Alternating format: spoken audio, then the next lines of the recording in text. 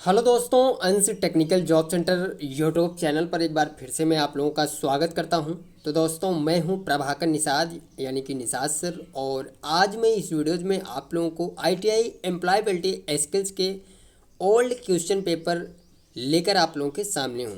तो दोस्तों, वीडियोज में बने रहिए। अगर आप लोग आईटीआई कर चुके हैं या फिर कर रहे हैं दोस्तों, तो आप लोगों के लिए ये वीडियोज बहुत ही महत्वपूर्ण होने वाली है, क्योंकि इस वीडियोज में मैं आप लोगों को बताऊंगा कि आईटीआई एम्प्लॉयबिलिटी स्किल्स का जो क्वेश्चन पेपर होता है वो किस तरह से होता है और किस प्रकार के क्वेश्चन जो है वो आईटीआई एम्प्लॉयबिलिटी स्किल्स में पूछे जाते हैं। तो दोस्तों, अगर आप लोग आईटीआई किसी भी ट्रेड से किए हैं या फिर कर रहे हैं दोस्तों, तो ये मान के चलिए कि आईटीआई एम्प्लॉयबिलिटी स्किल जो है दोस्तों वो सभी ट्रेडों में होता है। आप चाहे फिटर से आईटीआई कर रहे हैं या फिर इलेक्ट्रीशियन या फिर वेल्डर, ऑल इन वन किसी भी ट्रेड से कर रहे हैं, हर ट्रेड के लिए एम्प्लॉयबिलिटी स्किल जो है वो सब्जेक्ट सभी ट्रेडों के लिए मस्ट है। ठीक है, तो आप लोग किसी भी ट्रेड से कोई प्रॉब्लम नहीं, बट इस वीडियोज़ को आप लोग देख लेंगे तो आप लोगों को ये एक्सपीरियंस हो जाएगा दोस्तों कि आखिरकार एम्प्लॉयबिलिटी स्किल्स के जो क्वेश्चन आते हैं वो किस तरह से होते हैं और क्या कुछ पूछा जाता है उसमें। तो चलिए दोस्तों, हम आप लोगों को इस वीडियोज़ में पूरी जानकारी बताते हैं और टॉप 25 क्वेश्चन लेकर मैं आप लोगों को इस वीडियोज़ में समझाने वाला हूँ। तो चलिए दोस्तों, वीडियोज़ में बने रहिए। पहला जो क्वेश्चन है दोस्तों, आप लोग देखिएगा, यहाँ पे पूछ रहा है कि निम्न में से सही युग्म का चयन कीजिए। इसमें से कौन सा सही है दोस्तों? आप लोग बने रहिए, बिल्कुल आसान भाषा में समझा रहा हूँ। हिस्टोग्राम ए पहला है, हिस्टोग्राम आवर्ती आंकड़ों का प्रदर्शन। सेकंड है दोस्तों रन चार्ट प्रक्रिया के नियंत्रण का प्रदर्शन। सी है कंट्रोल चार्ट मापन में परिवर्तन का प्रदर्शन। और डी है सभी गलत है। तो दोस्तों, ये चार जो यहाँ पे आंसर हैं वो दिए रहेंगे, चार विकल्प रहेंगे। अब इसमें से कौन सा सही है आप लोग कमेंट में ज़रूर बताइएगा हर एक क्वेश्चन का। ठीक है, पहले का जो आंसर है दोस्तों मैं आप लोगों को बता देना चाहता हूँ, वो पहला है यानी कि ए है। कौन सा है? ए। ठीक है, हम बात करें सेकंड क्वेश्चन की दोस्तों, तो देखिए सेकंड क्वेश्चन में क्या पूछ रहा है कि उत्पादन में गुणवत्ता नियंत्रण में क्या सहायता करता है।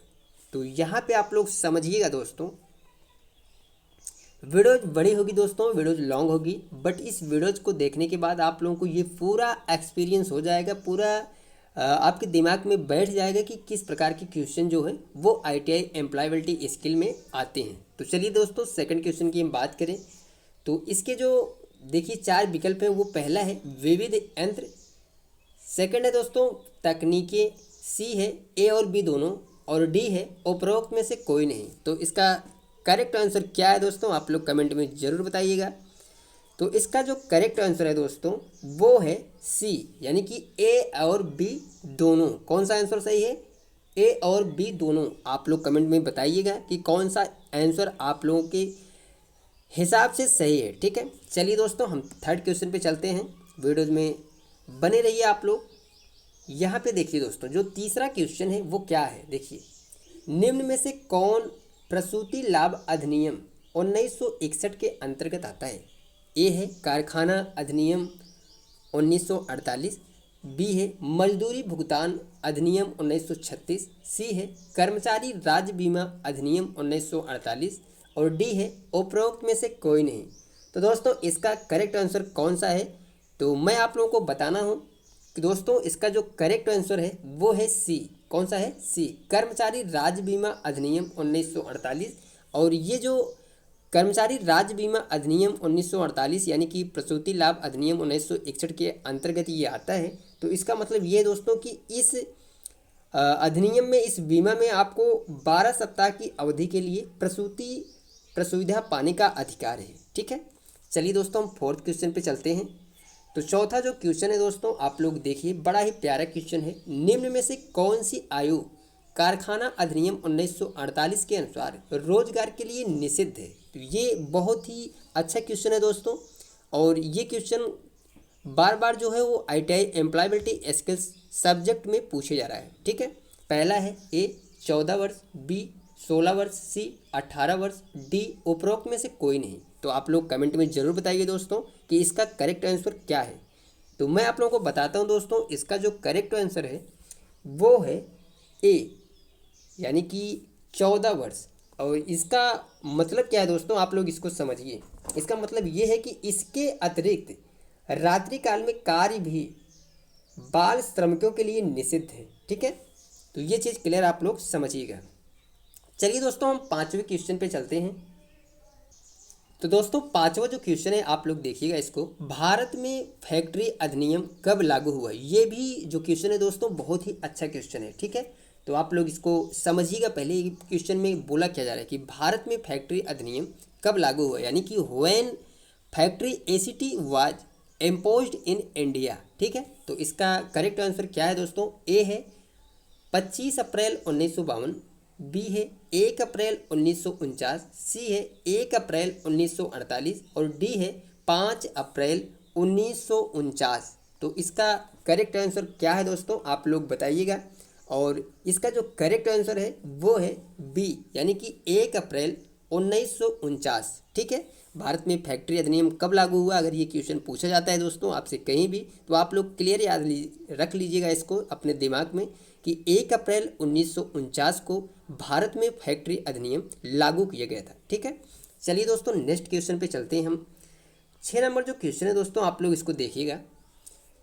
किसके लिए, यहाँ पे समझिएगा क्वेश्चन में, किसके लिए व्यावसायिक सुरक्षा एवं स्वास्थ्य आवश्यक है, यानी कि यहाँ पे बोला जा रहा है कि किसके लिए व्यावसायिक सुरक्षा एवं स्वास्थ्य जो है वो आवश्यक है।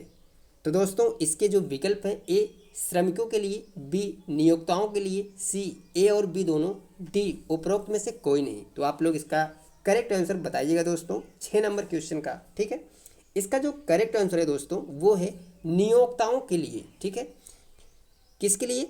नियोक्ताओं के लिए व्यावसायिक सुरक्षा एवं स्वास्थ्य आवश्यक है दोस्तों, तो नियोक्ताओं के लिए। ठीक है, चलिए दोस्तों हम 7 नंबर क्वेश्चन पे चलते हैं। तो 7 नंबर क्वेश्चन जो है दोस्तों आप लोग देखिए इसको थोड़ा ध्यान से समझिएगा। निम्न में से कौन प्राथमिक श्रेणी का जल प्रदूषक है? क्या बोला जा रहा है, निम्न में से कौन प्राथमिक श्रेणी का जल प्रदूषक है? पहला जो है ए क्लोरो,